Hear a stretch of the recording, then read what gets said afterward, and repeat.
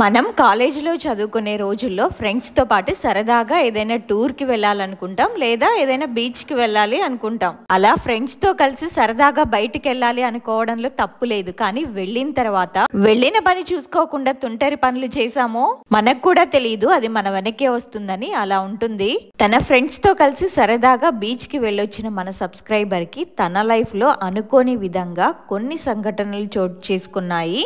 అసలు తను ఏ తప్పు చేయకుండానే దాని చేత బాధింపబడ్డారు. అసలు ఆ రోజు వాళ్ళు బీచ్ కి వెళ్లి ఏం చేశారు, అక్కడికి వెళ్ళొచ్చిన తర్వాత వాళ్ళ జీవితాల్లో ఏ మార్పులు చోటు చేసుకున్నాయి, అసలు ఆ బీచ్ లో ఎదురు చూస్తున్న ఎద్దెవరు, ఇవన్నీ తెలుసుకోవాలంటే అస్సలు లేట్ చేయకుండా వీడియోనైతే స్టార్ట్ చేసేద్దాం. వీడియోని స్టార్ట్ చేసే ముందు మీ అందరికీ చెప్పేది ఏంటంటే వీడియోని లైక్ చేయడం మాత్రం మర్చిపోకండి.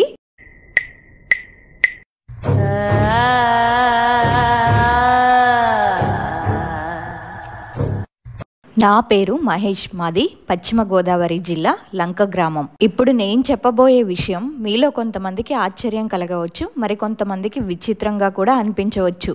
అలా అని అందరి జీవితాల్లో కూడా జరిగేవి నిజాలు కావు అని మనం అనుకోలేము. కొన్ని సంఘటనలు మనం అనుభవిస్తే గానీ తెలియదు. అలా నేను నా జీవితంలో అనుభవించిన ఒక భయంకరమైన సంఘటనని ఇప్పుడు మీతో షేర్ చేసుకుంటున్నాను. నా 10th కంప్లీట్ అయ్యింది. నా 10th ఫ్రెండ్స్ అందరూ ఇంటర్లో జాయిన్ అయితే నేను మాత్రం ITI తీసుకున్నాను.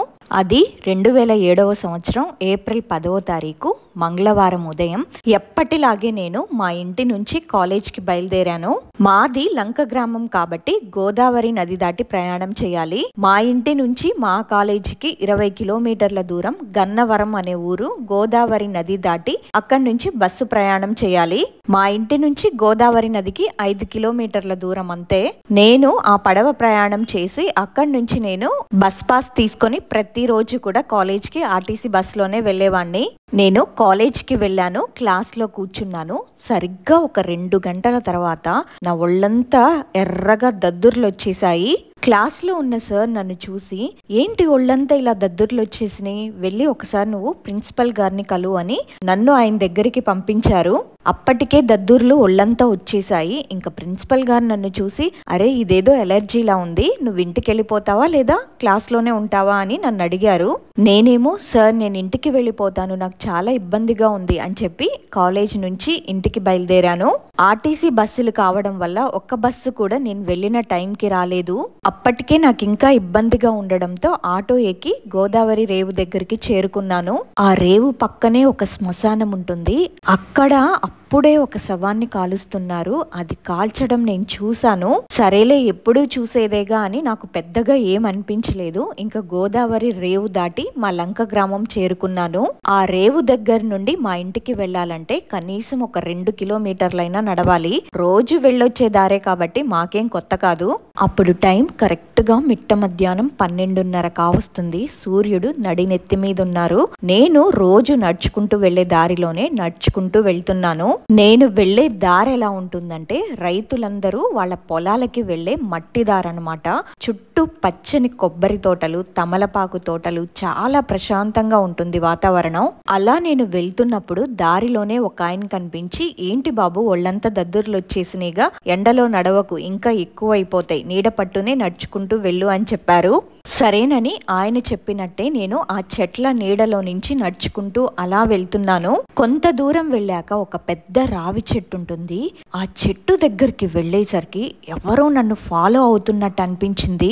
నా వెనకే ఎవరో వస్తున్నట్టు నాకు అనిపించి వెనక్కి తిరిగి చూశాను. కానీ అక్కడ ఎవ్వరూ కనిపించలేదు.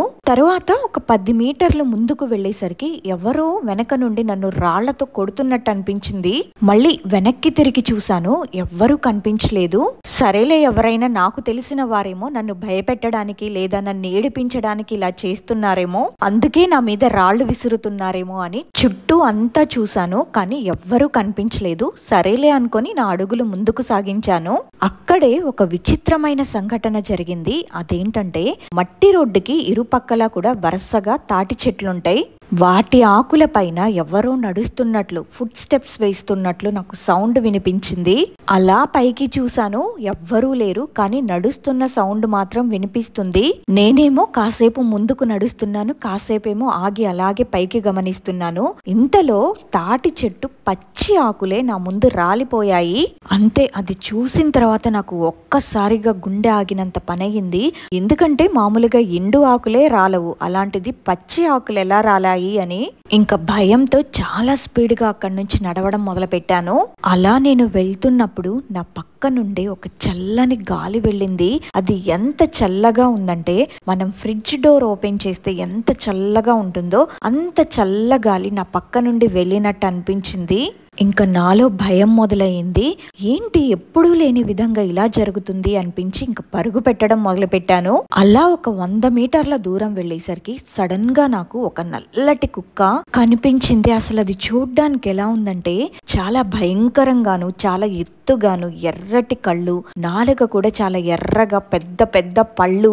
అలాంటి కుక్కని మా ఊరిలో అసలు నేను ఎప్పుడూ చూడలేదు. అదేమో నన్ను చూసి నా వైపుకే వేగంగా పరిగెత్తుకొస్తుంది.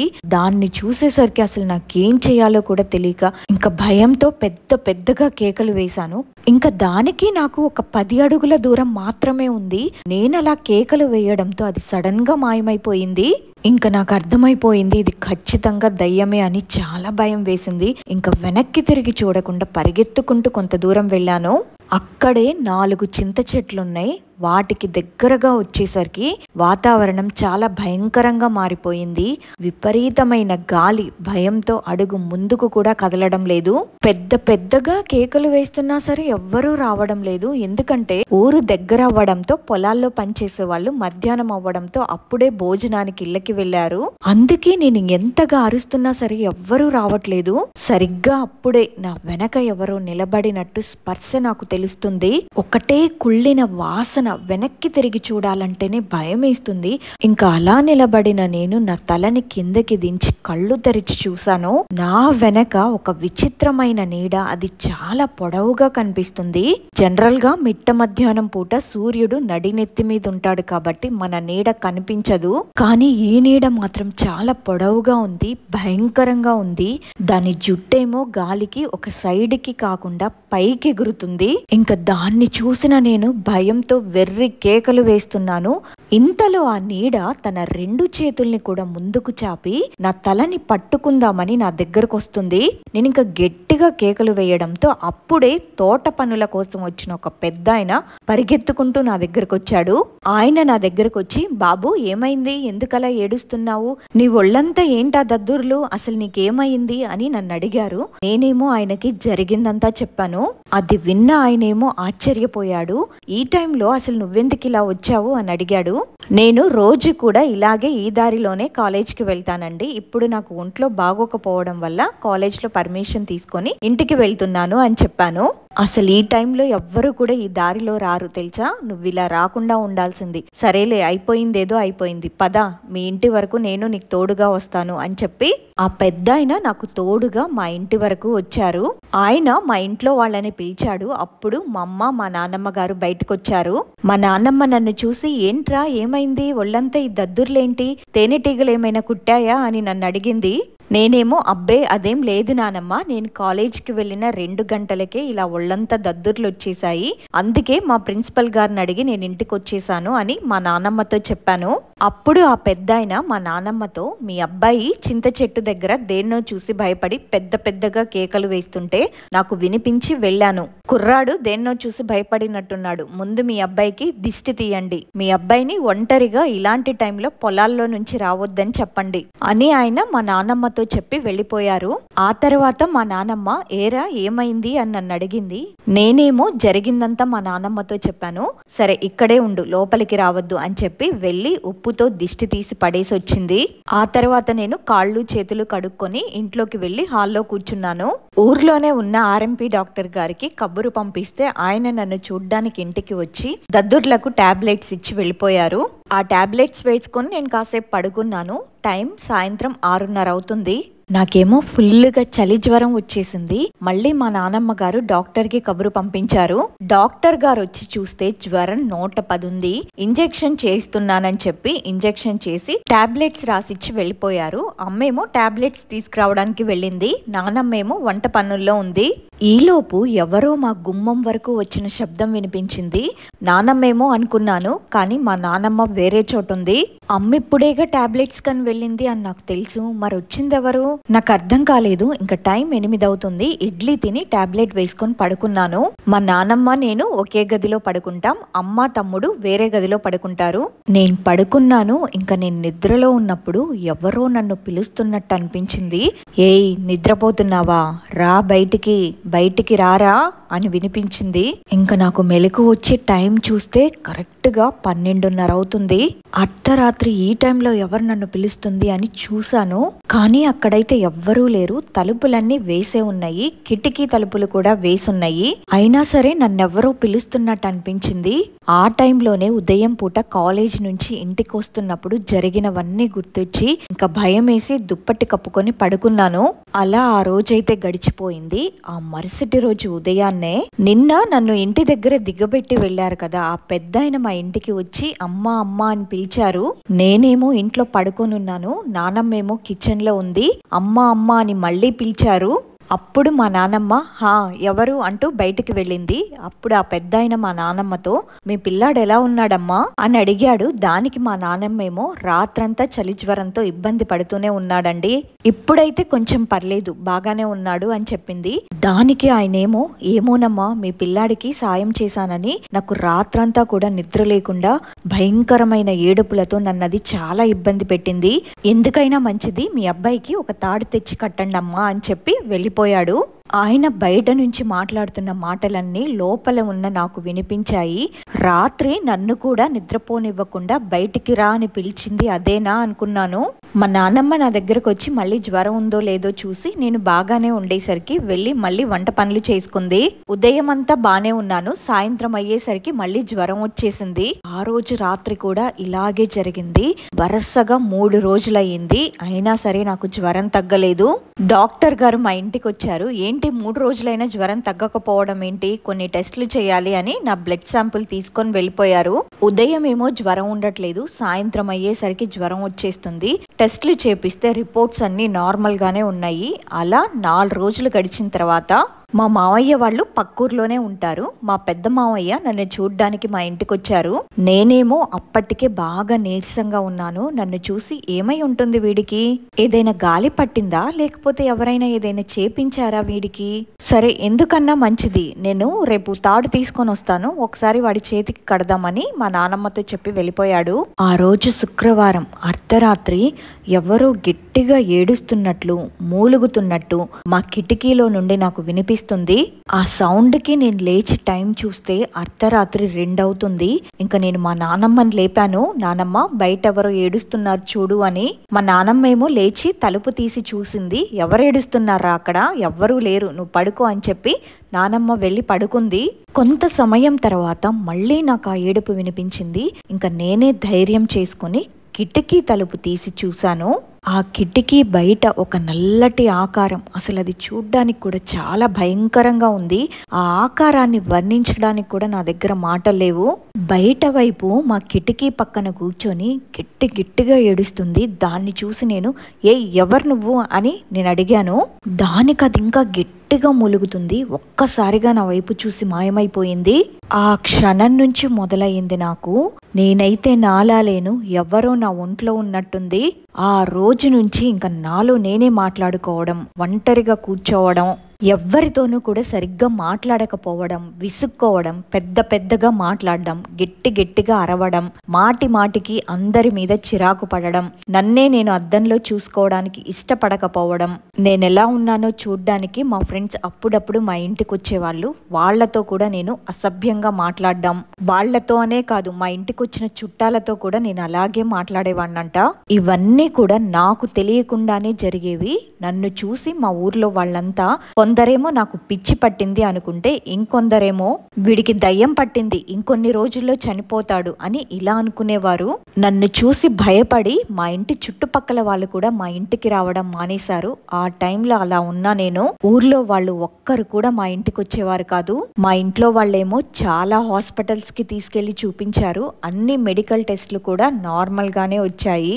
ఒక రోజు మా చుట్టాల్లోనే ఒక ఆవిడ మా మావయ్యతో, చూస్తుంటే నాకు డౌట్ గా ఉంది, వీడికి ఎవరైనా చేతబడి చేసి ఉండొచ్చు, మీరు ఒక పని చేయండి, మీ ఊరి పూజారి గారి దగ్గరికి తీసుకెళ్ళండి, ఆయన ఏం చెప్తారో చూడండి, దాన్ని బట్టి మనమేం చేయాలో ఆలోచిద్దామని చెప్పి మా మావయ్యతో చెప్పారు. మా మావయ్య కూడా సరే అని చెప్పి ఒక రోజు నన్ను పూజారి గారి దగ్గరికి తీసుకొని వెళ్లారు. ఆ పూజారి గారేమో నన్ను చూసిన వెంటనే, మీ అబ్బాయి ఒక పెద్ద ప్రమాదంలో ఉన్నాడు, మీ అబ్బాయిని ఒక దురాత్మ ఆవహించింది, కానీ ఇది నా వల్ల అయ్యే పని కాదు, దీనికి పరిష్కారం ఒక ఆయన దగ్గర ఉంది, ఆయన ఎక్కడుంటారో నేను చెప్తాను, ఆయన దగ్గరికి తీసుకొని వెళ్ళండి అని ఆ పూజారి గారు చెప్పారు. సరేనని అక్కడి నుంచి మేము మా ఇంటికి వచ్చేసాము. ఆ రోజు రాత్రి నేను హాల్లో పడుకున్నాను. మా మావయ్య వాళ్ళు కూడా మాతో పాటు ఆ రోజు ఇంట్లోనే ఉన్నారు. అయితే రాత్రి కరెక్ట్గా 1:30కి నేను లేచి ఒంటరిగా మా బిల్డింగ్ పైకెక్కి, సన్సైడ్ ఉంటుంది కదా అంటే బల్లలు, దాని పైనెక్కి కూర్చొని ఏడుస్తున్నానంట. నా ఏడుపులు లోపల నిద్రపోతున్న మా మావయ్యకి వినిపించి బయటకొచ్చి చూశాడు. నేనేమో ఆ రాత్రి పూట ఒక్కడిని ఒంటరిగా కూర్చొని అలాగే ఏడుస్తున్నానంట.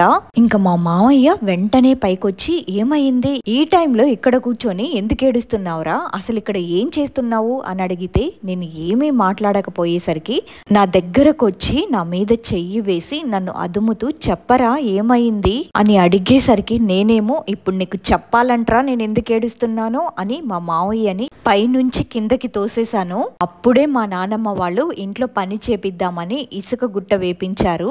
అదృష్టవశాత్తు మా మామయ్య వెళ్లి కింద ఉన్న ఆ ఇసుక గుట్ట మీద పడడం వల్ల మా మామయ్యకి కాలు మాత్రమే విరిగింది. లేకపోతే ఏమైపోయేవాడో. ఇంకా వెంటనే మా మావయ్య కేకలు వేయడంతో ఇంట్లో వాళ్ళంతా లేచి బయటకొచ్చి చూశారు. మా మావయ్య నడవలేని స్థితిలో ఇసుక గుట్ట పైన పడుండడం చూసి ఏమైంది అని అడిగితే, వాడు నన్ను పైనుంచి కిందకి తోసేశాడు, ముందు వెళ్ళి వాడిని అక్కడి నుంచి కిందకి తీసుకురండి, వెళ్ళండి అని చెప్పడంతో మా బాబాయి మా చిన్న మామయ్య వచ్చి ఇద్దరు కూడా నన్ను చెరో వైపు గట్టిగా పట్టుకొని లోపలికి తీసుకొని వెళ్లారు. ఇంకా వాళ్ళు నన్ను లోపల కూర్చోబెట్టి, ఎందుకురా నువ్వు ఇలా చేశావు అని వాళ్ళందరూ నన్ను గట్టిగా అడిగేసరికి, వీడు నన్ను పంపించేయడానికి పూజారి దగ్గరికి తీసుకువెళ్తాడా, అందుకే తోసేసా అని చెప్పాను. నేనన్న ఆ మాటకి మా ఇంట్లో వాళ్ళందరికీ భయం వేసింది, కంగారు పడ్డారు. ఇవన్నీ కూడా నాకు తెలియకుండానే జరుగుతున్న విషయాలు. ఇంకా మరుసటి రోజు ఉదయాన్నే 10 గంటలకు తణుకు తీసుకువెళ్లి ఒక ముస్లిం ఆయనకి చూపించారు. ఆయనేమో ఒక 3 తాయెత్తులు ఇచ్చి, ఒకటి నా ఎడమ కాలికి, రెండోది కుడి చేతికి, మూడోది మెడకు కట్టి పంపించారు. ఆ రోజు రాత్రి నేను ప్రశాంతంగానే పడుకున్నాను. కానీ ఆ తర్వాత రోజు మాత్రం మళ్ళీ విపరీతంగా జ్వరం రావడంతో హాస్పిటల్ కి తీసుకెళ్లారు. డాక్టర్ గారు నన్ను చూసి, ఏంటి అబ్బాయికి తాళ్ళన్నీ ఏంటి, అసలు ఇలా కట్టారేంటి, ఇవన్నీ తీసేయండి ముందు అని గట్టిగా చెప్పేసరికి మా వాళ్ళందరూ ఆ తాళ్ళని తీసేశారు. అంతే, వెంటనే 10 నిమిషాల్లో జ్వరం తగ్గిపోయింది. డాక్టర్ గారు నన్ను చూసి, ఇక మీరు ఇంటికి వెళ్ళిపోవచ్చు, అబ్బాయికి ఇప్పుడు బానే ఉంది, రెస్ట్ ఇవ్వండి, ఎక్కువసేపు పడుకోనివ్వండి, డిస్టర్బ్ చేయొద్దు అని చెప్పి వెళ్ళిపోయారు. ఇంకా మేము ఇంటికి వచ్చేసాము. ఇంటికి వచ్చిన తర్వాత సాయంత్రం 4 అలా అవుతుంది. మళ్ళీ పిచ్చి పిచ్చిగా కేకలు, ఇంట్లో వాళ్ళని కొట్టడం, భయంకరంగా వాళ్ళ మీద దాడి చేయడం. ఇంట్లో దేవుళ్ళ ఫోటోలుంటే ముందు వాటిని తీసేస్తారా లేదా అంటూ నా తలను తీసుకెళ్లి గోడకేసి కొట్టుకుంటుంటే అది చూసి మా వాళ్ళు నన్ను గట్టిగా పట్టుకొని గదిలో నుంచి హాల్లోకి తీసుకొస్తుంటే, ఆ టైంలో నేను తలుపులు తన్ని, కుర్చీలు విరక్కొట్టి, గోడ పెచ్చుల్ని లాగేయడం, నా గోళ్లతో గోడ మీద కోపంతో కసితో రగిలిపోతూ గీతలు గీయడం, అందరినీ చంపేస్తా, ఎవ్వరిని కూడా వదలను అని గట్టిగా అరవడం. నేను పెట్టిన అరుపులు కేకలు విని మా వీధిలో వాళ్ళంతా మా ఇంటికి వచ్చి తొంగి తొంగి చూడడం, అందులో కొంతమందేమో నన్ను పట్టుకొని నాతో మాట్లాడడం లాంటివి చేశారు. అసలు నేను ఇలా చేస్తున్నాననే విషయాలేవి కూడా నాకు తెలియదు. ఇలా ఉంటే ప్రమాదం అని చెప్పి వెంటనే నన్ను బలవంతంగా ఇంటి దగ్గర నుంచి పడవ దగ్గరకు తీసుకువెళ్లి పడవ ఎక్కించి అమలాపురంలో ఉండే పెద్ద స్వామీజీ దగ్గరికి తీసుకువెళ్లారు. అక్కడికి వెళ్లేసరికి సాయంత్రం 6:30 అయ్యింది. ఆయన నన్ను చూసి లోపలికి తీసుకువెళ్ళి ఒక తాడుని నా చేతికి కట్టి ఒక నిమ్మకాయని నా కాలుతో తొక్కించి నీటిలో కలిపిన పసుపు కుంకుమ నీళ్ళని నా మీద చల్లి ఆంజనేయ స్వామి బిళ్ళని నా మెడకి కట్టి బయటికి పంపించేశారు. నేనేమో బయటుండి ఏంటి మనం ఇక్కడ ఎందుకున్నాం, పదండి మన ఇంటికి వెళ్ళిపోదామని మా వాళ్లతో మాట్లాడుతుంటే వాళ్ళేమో సరేలేరా అలాగే వెళ్దాం, నీకు ఈ మధ్య ఒంట్లో బాగోట్లేదు కదా, రాత్రులు కూడా నువ్వు సరిగ్గా నిద్రపోవడం లేదని స్వాముల వారి దగ్గరికి తీసుకొచ్చాంలే, భయపడాల్సిన పని లేదు, అయిపోయిందిలే మనం ఇంటికి వెళ్ళిపోదాం అని అంటుంటే ఆ పెద్ద స్వాముల వారు మా చిన్న మామయ్యని మా బాబాయిని లోపలికి పిలిచి సోమవారం సాయంత్రం 5:30కి ఒక నల్ల కోడి పెట్టని 50 నిమ్మకాయలు, ఆవ నూనె, 3 కొబ్బరికాయలు, పసుపు కుంకుమ, ముగ్గు, మీ అబ్బాయి పాత బట్టలు ఒక జత, తల వెంట్రుకలు, చేతి గోళ్లు, కాలి కింద మట్టి పట్టుకొని అబ్బాయిని తీసుకురండి, ఈ పూజ చేయడానికి డబ్బులు కూడా ఎక్కువే అవుతాయి, మీరు సరే అంటే నేను చేసేది చేస్తాను, అది చాలా భయంకరమైన దుష్టశక్తి, దాని బలం కూడా ఇప్పుడు రెట్టింపయ్యింది అని చెప్పడంతో మా మామయ్య బాబాయి ఇద్దరు కూడా ఎంత డబ్బైనా పర్లేదు, మీరు ఎలాగలా దాని బారి నుండి మా వాడిని కాపాడండి స్వామి అని చెప్పి నన్ను ఇంటికి తీసుకొచ్చేశారు. ఆ రోజు నేను బాగా నిద్రపోయాను. ఆదివారం పగలు కూడా బాగున్నాను. రాత్రయింది, పడుకున్నాను. ఇంకా అర్ధరాత్రి నా చెవి దగ్గర ఒకటే ఈలలు, ఎలా అంటే చాలా విచిత్రంగా ఉన్నాయి. ఇంకది నాతో చెప్తుంది, రేయ్ నువ్వు నా చేతిలో చస్తావు, నిన్నెవడు కాపాడతాడో చూస్తాను అని నా చెవిలో చెప్తుంది. ఆ ఈల సౌండ్కి నాకు ఒకటే చెవి నొప్పి వస్తుంది. ఇంకా నా చెంప మీద ఎవరో నన్ను చాచిపెట్టి కొట్టినట్టు అనిపించింది. ఆ దెబ్బకి నిద్రలో నుంచి గట్టిగా కేక వేస్తూ టక్కున లేచాను. నేను పెట్టిన కేకకి నిద్రపోతున్న మా మామయ్య లేచి రే ఏమైంది అని అడిగాడు.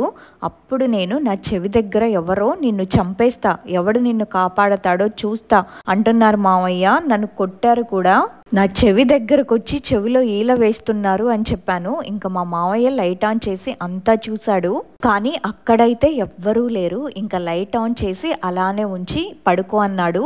సరే అని నేను పడుకున్నాననే గాని ఏవేవో కలలు, ఆ కలలోనే నన్నది ఎక్కడికెక్కడికో తీసుకుపోతుంది, ఏవేవో చేయిస్తుంది. ఆ ప్రదేశం అంతా కూడా చూడ్డానికి చిమ్మ చీకటిగా ఉంది. చుట్టూ సరివి తోటలు, మర్రి చెట్లు ఇలా కలలో కనిపించాయి. ఆ ప్రదేశాన్ని చూడగానే ఇంకా భయంతో వెంటనే మెలకువ వచ్చేసింది. టైం చూస్తే 2 అవుతుంది. అప్పుడు లేచిన నాకు ఇంకా నిద్ర పట్టలేదు. ఇంకా అలాగే ఒక్కడనే కూర్చొని ఉన్నాను. ఆ రోజు రాత్రంతా నేను నిద్రపోలేదు. మరుసటి రోజు సోమవారం నా దగ్గర 3 కాపలా ఉన్నారు. మా ఇంట్లో వాళ్ళనమాట.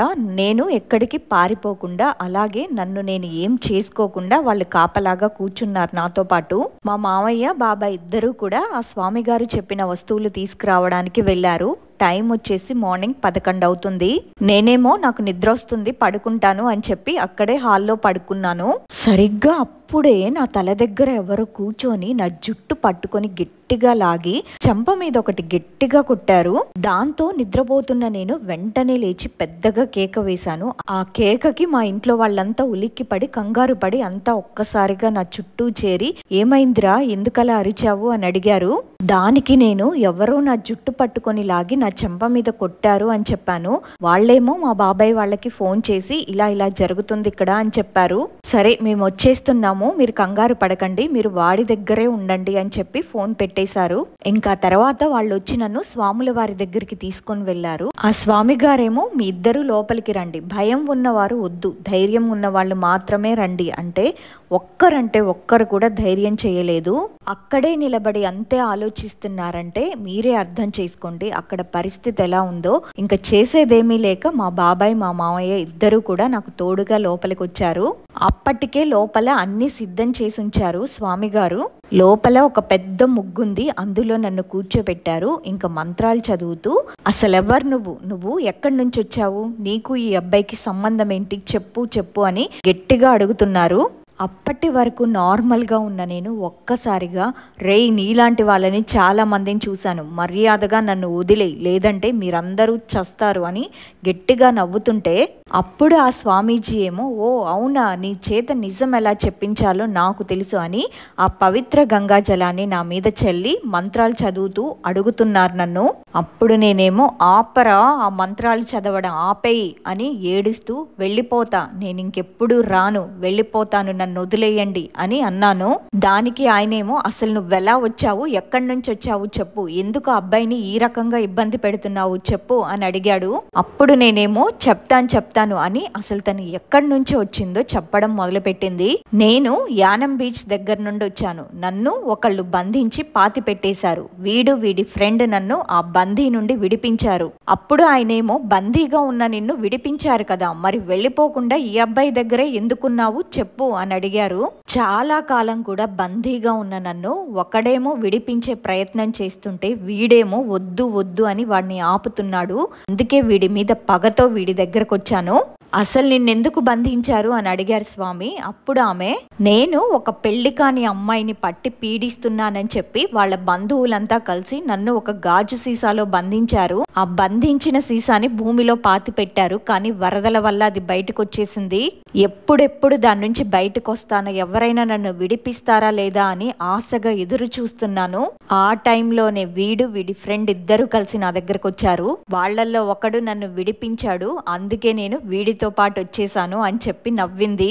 సరే అయిపోయిందేదో అయిపోయింది, వాళ్ళ ఫ్యామిలీ అంతా చాలా ఇబ్బంది పడుతున్నారు, నువ్వు ఇంకా వెళ్ళిపో అంటే నేను వెళ్ళను, నాకు వాడు కావాలి, అందుకే వాడి కోసం ఎదురు చూస్తున్నాను, నాతో పాటు వాడిని తీసుకొని పోతా, వీడిని నాకు ఇచ్చేయండి అని ఇలా మాట్లాడుతుంటే ఇంకా స్వామికి కోపం వచ్చేసి ఇంకా మంత్రాలు చాలా బిగ్గరగా చదువుతూ ఆ దురాత్మని నాలో నుంచి వేరు చేసి నన్ను పక్కకు తప్పించి నా తల వెంట్రుకలతో పిండి ముద్దలతో నా కాళ్ల కింద ఉన్న మట్టి ఉమ్ముతో నా గోళ్ళు నా బట్టలు అన్ని ఒక బొమ్మను చేసి ఆ బొమ్మకి తాడులు కడుతూ మంత్రాలు చదువుతూ దాని మీద పసుపు కుంకుమ ఆవ నూనె పోసి ఏవేవో చేసి మమ్మల్ని అయితే అక్కడి నుంచి బయటికి పంపించేశారు. ఆ తర్వాత నేను మామూలుగా లేచి అందరితో బాగా మాట్లాడి అక్కడే కాసేపు కూర్చున్నాం మేమందరం. ఆ తర్వాత ఒక 20 నిమిషాల తర్వాత నన్ను మా మామయ్యని బాబాయ్ని ఆ స్వామీజీ లోపలికి పిలిచి ఇంకా నన్ను అడిగారు, నువ్వు యానం బీచ్ కి ఎందుకు వెళ్ళావు, అసలు అక్కడికి వెళ్ళి ఏం చేశారు చెప్పు అని అడిగారు.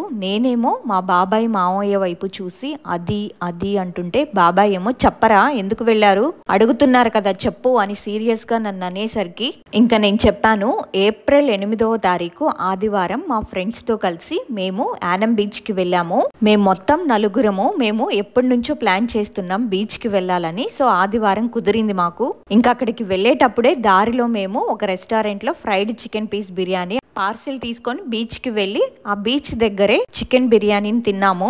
ఆ తర్వాత మేమందరం కూడా బీచ్ లో ఎంజాయ్ చేస్తూ ఉంటే అప్పుడు నా ఫ్రెండ్ రామేమో, రే కడుపులో ఏదో తేడాగా ఉందిరా, రారా అలా వెళ్దాం, నాకు బాత్రూమ్ వస్తుంది అంటే వాడితో పాటు నేను వెళ్ళాను. మేము అలా నడుస్తూ కొంత దూరం వెళ్ళేసరికి అక్కడ వాతావరణం ఎందుకో నాకు నచ్చలేదు. అన్ని తాగేసిన మందు సీసాలు, బట్టలు, వాటర్ బాటిల్స్, చెత్త, అక్కడక్కడ పసుపు రంగుతో ముగ్గు వేసింది అక్కడ. నాకు అక్కడికి వెళ్ళగానే అదో రకమైన భావన కలిగింది. నేనేమో, ఒరే రామ్ ఈ ప్లేస్ ఎందుకో తేడాగా ఉందిరా, మనం ఇక్కడ నుండి వెళ్ళిపోదాం రారా అంటే వాడేమో, అదేం లేదులేరా మామ, ఇక్కడ ఇలాగే ఉంటాయి, నీకెందుకు, నేనున్నాను కదా భయపడకు అన్నాడు. సరే అని ధైర్యం తెచ్చుకొని నేను కూడా బాత్రూమ్ కి వెళ్ళాను. ఇంతలో వాడేమో వాడి పని కానిచ్చి ఇంకా అక్కడే ఉన్న మందు సీసాల్ని ఒకదాన్ని గాలిలో ఎగరేసి మరొక ఖాళీ సీసాతో దాన్ని పగలగొడుతున్నాడు. ఆ సౌండ్ విని నేనేమో ఏమిటి సౌండ్ అని చూసేసరికి వాడు ఒక ఖాళీ సీసాతో మరొక దాన్ని పగలగొడుతున్నాడు. నేనేమో, రే రామ్ వద్దురా, తప్పురా, అలా చెయ్యొద్దురా అని నేను వాడికి చెప్తూనే ఉన్నాను. కానీ వాడేమో వినకుండా అదే పనిగా అక్కడున్న సీసాలన్నీ పగలగొడుతున్నాడు. ఇంకిలా చెప్తే వాడు వినేలా లేడని నేనే వాడి దగ్గరికి వెళ్ళి వాడి చెయ్యి పట్టుకొని, వద్దురా ఇలా చెయ్యొద్దు, ఇక్కడికి చాలా మంది వస్తుంటారు వెళ్తుంటారు, నువ్వు పగలగొట్టిన ఈ గాజు పెంకులన్నీ మళ్ళీ వాళ్ళ కాళ్లలో దిగుతాయి, తప్పురా అలా చేయకూడదు అని, రారా ఇక్కడి నుంచి వెళ్ళిపోదామని వాడి చెయ్యి పట్టుకొని తీసుకొస్తున్నాను. అలా మేమిద్దరం వస్తున్నప్పుడు ఇంతలో మట్టిలో కూరుకుపోయిన ఒక సీసా కనిపించింది. ఒక సీసానేమో వాడి చేతిలో ఇంకా ఉంది. ఇంకా వెంటనే వాడు ఆ మట్టిలో కూరుకుపోయిన సీసాను కూడా పగలగొడదామని దాన్ని బయటికి తీశాడు. కానీ ఆ సీసా చుట్టూ ఏవేవో తాళ్లు కట్టున్నాయి, లోపల ఒక పేపర్ కూడా ఉంది. నేనేమో దాన్ని చూసి, రే రామ్ ఏంట్రా ఇది ఇలా ఉంది, వద్దురా బాబు ఇదేదో తేడాగా ఉంది అంటే వాడు, రే ఎవడో తాగుబోతోడు మందు ఎక్కువై తాళ్లు కట్టి పడేసుంటాడు, దానికే నువ్వు ఎదవ బిల్డప్ ఇస్తున్నావు పోరా అంటూ నేను చెప్పే లోపే ఆ సీసాను బయటికి లాగేశాడు. దాన్ని పైకి ఎగిరేసి ఇంకో చేత్తో దాన్ని పగలగొట్టాడు. పెళ్ళుమంటూ సౌండ్ వచ్చింది. అందులో నుంచి ఒక నల్లటి ఆకారం పొగలాగా బయటకు వచ్చినట్టు నాకు అనిపించింది. నేనైతే దాన్ని చూసి చాలా భయపడ్డాను. భయపడ్డాను. ఇంకంతే అక్కడి నుండి వచ్చేసి కాసేపు క్రికెట్ ఆడుకొని గోదావరిలో స్నానాలు చేసి వచ్చేసాము. ఆ తర్వాత రోజు సోమవారం ఒళ్ళు నొప్పులుగా ఉండడంతో నేను కాలేజీకి వెళ్ళలేదు. ఆ మరుసటి రోజు మంగళవారం రోజు వెళ్ళాను. కానీ ఒళ్ళంతా దొద్దుర్లు వచ్చాయని మధ్యలోనే ఇంటికి వచ్చేసానండి. ఆ తర్వాత నుండి నన్నెవరో వెంటాడుతున్నట్టు నాకు అనిపించింది అని స్వామి గారితో చెప్పాను. అంతా విన్న ఆయన ఇంకా నన్ను తిట్టిన తిట్టకుండా చడామడా తిట్టేశారు. బీచ్ కి వెళ్ళిన వాళ్ళు ఎందుకు వెళ్లారో వెళ్ళిన పని చూసుకొని రావాలి గాని ఆకతాయిగా ఇలాంటి పనులు చేస్తే ఇలాగే ఉంటుంది. నీ ఫ్రెండ్ చేసిన పని వల్ల చూడు నువ్వెంత ఇబ్బంది పడ్డావు. నువ్వే కాదు నీ కుటుంబ సభ్యులు కూడా చాలా ఇబ్బంది పడ్డారు. ఇంకెప్పుడు ఇలాంటి పనులు చేయకండి. అలా తుంటరి పనులు చేసే వాళ్ళతో కూడా నువ్వు స్నేహం చెయ్యొద్దు అని చెప్పి నాకు ఒక తాయెత్తును కట్టి అక్కడి నుంచి పంపించేశారు.